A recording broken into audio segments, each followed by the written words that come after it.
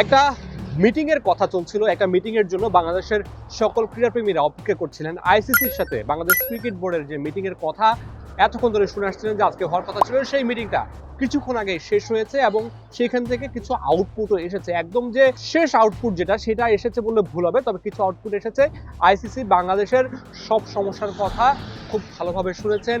গতকালকে আপনারা জানেন যে একটা মেল এসেছে উপদেষ্টা, ক্রীড়া উপদেষ্টা, তিনি বলেছেন যে কিছু সমস্যার কথা আইসিসি থেকে জানানো হয়েছে, সেগুলো নিয়েও আলোচনা হয়েছে। এই বিষয়গুলো যে হয়েছে, তিনটা যে নিরাপত্তা ইস্যুর কথা আইসিসি বলেছিল, গতকালকে উপদেষ্টা জানিয়েছিলেন, সেই বিষয়গুলো নিয়েও আজকে আলোচনা হয়েছে ইন ডিটেলস। প্রায় আমি যতটুকু খবর পেয়েছি প্রায় 1 ঘন্টার বেশি একটা মিটিং হয়েছে এবং সেই মিটিংয়ে খুব ফলপ্রসূ আলোচনা হয়েছে। বাংলাদেশের পক্ষে আলোচনা হয়েছে।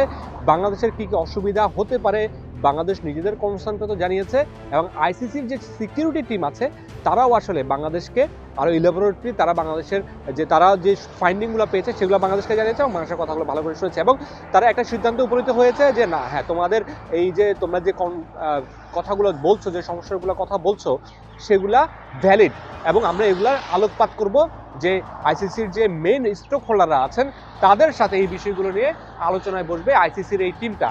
এবং এই সাথে শুধু তাদের সাথে নয়, যারা আয়োজক দেশ আছে, বিসিসিআই আছে বা শ্রীলঙ্কা দেশ আছে, তাদের সাথে আলোচনা করবে আইসিসি। এবং এই সবার সাথে আলোচনা করেই আজ বা কালকের মধ্যে, 2-1 দিনের মধ্যে, যেহেতু হাতে সময় খুবই কম, 2-1 দিনের মধ্যেই একটা সিদ্ধান্ত উপনীত হবে। তবে এখনো পর্যন্ত আমাদেরকে সোর্স যেটা বলছে বা আলোচনার সংক্ষেপ যদি বলি, এখনো পর্যন্ত আইসিসি পজিটিভ বাংলাদেশের কনসার্ন নিয়ে, বাংলাদেশ যে নিরাপত্তা কনসার্নটা দেখিয়েছে সেই বিষয়ে আইসিসি এখনো পর্যন্ত ভেরি মাচ পজিটিভ।